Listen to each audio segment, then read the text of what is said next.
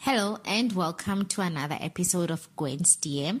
I am your host, Gwen Mashego. The views expressed on this episode are my personal views and do not necessarily represent the views held by my employer. I'm here to talk about some of the regulations under lockdown level 3 in South Africa. Stay tuned and keep listening. Hey guys, buphilo ke ntwa ke WWE SmackDown. Lockdown level 3 basically means we have been given the freedom to do whatever we want. You can exercise at any time, you can go anywhere, you can even buy alcohol. This is the government giving us the freedom to do as we please as per our constitution. Maybe because they think we are all matured and responsible adults, or it's just a matter of testing us, hoping that we learn from our own mistakes. As we all know the good old saying which says, give someone enough rope to hang themselves, or is it for them to hang themselves? Well, whatever. Well, that is lockdown level 3 for you, my darling. The ball is now in your court. WHO and the government, they've communicated various ways to protect yourself from contracting COVID-19, from washing your hands, using a sanitizer, don't touch your nose, blah, blah, blah, like we all know those things. So right now, the ball is in your court. The government has given us a lot of freedom, and some of the things I'm going to touch on. And we actually need to take matters into our own hands and protect ourselves, because now we will be resuming classes for grades 7 and 12 learners from the 1st of June. Strict infection control measures and, where necessary, additional water and sanitation infrastructure are being put in place to enable social distancing, regular hand washing, and learner safety. Well, guys, Yalamugwa Tumamina says grade 7s and grade 12s will be going back to school.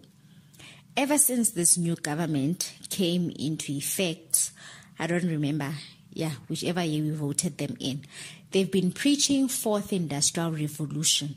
People who are even 67 years old, 77 years old have been telling us about fourth industrial revolution, yet they can't even come and give us a simple if statement on Excel. So now we are expecting kids to go back to school. Why are we not prepared to have a schooling system in a fourth industrial revolution where kids can actually learn from home? And we all know that in rural areas, there are schools that are not even prepared to be open because the toilets are not working. So now we're expecting them to be able to cater for students in a COVID-19. I honestly don't think we are ready, and I think this was just a hasty decision by the government, but oh well. Tumamina.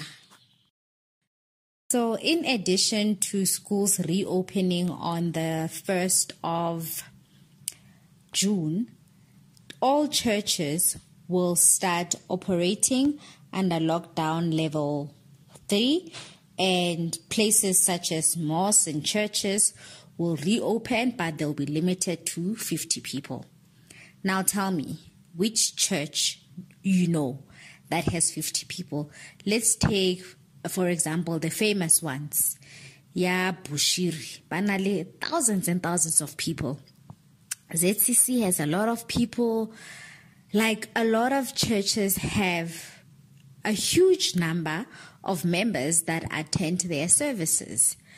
And just to go back to when COVID-19 started in South Africa, we know that there was a church conference in Bloemfontein. And out of that church, a lot of COVID-19 cases in the Free State were reported from people that were in contact with tourists. And we also know of Pastor Angus, who was one of the people that tested positive. Even the leader of the ACDP also tested positive for COVID-19 because he was also at that church conference. Now, We want people to go back to church. Yes, we understand that other people cannot worship in their own houses. I don't know why. But now we want people to go back to church where a pastor will say, my sister, look at the brother next to you and say, I'm going to get married this year. No, it's not going to work. Touch the brother next to you. We all know all these things that happen, and we want to actually expose people to that. I honestly think that we need to continue attending church online. We need to continue praying in our own houses, because at the end of the day, church starts in your heart, not in a certain building. So let me preach a little, my brother, my sister. Matthew chapter 18 verse 20 says, where 2 or 3 are gathered in my name, there I am with them. Can I get an amen? Amen, brother. So basically what this means is that we don't need a church, physical church building in order for us to worship God. We can worship him anywhere. You can worship him in your house. You can worship him in your car. You can worship him even in the bathroom or even at work.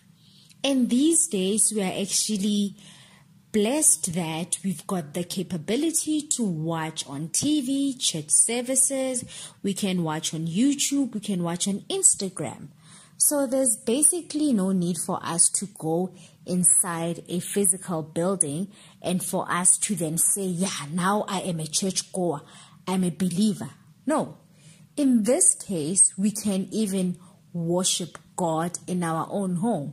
In fact, worshiping God must start in your heart. This must happen in your heart. That is what I call a true believer. Dear Tumamina, Mr. President, our number one citizen, let us remind you of the oath that you took when you were inaugurated as President of the Republic of South Africa to protect South Africa and her people. I, Matamela Cyril Ramaphosa, swear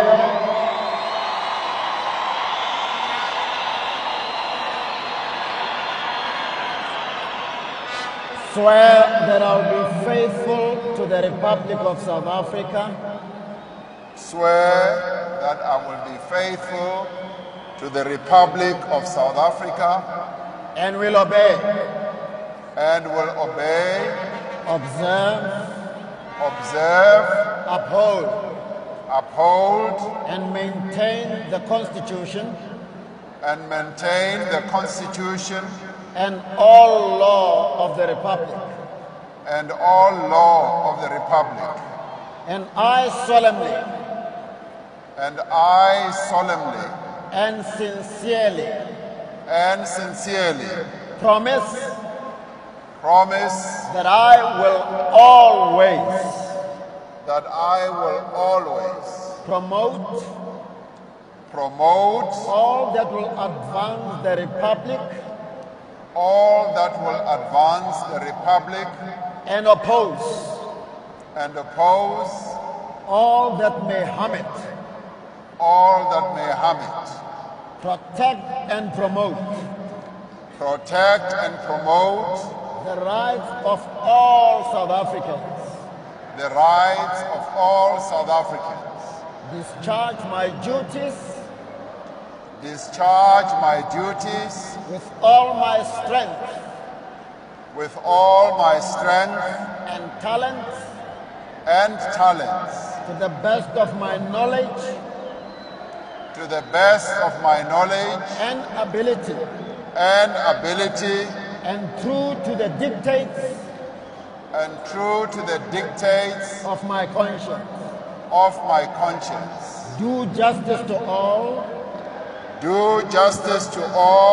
And devote myself.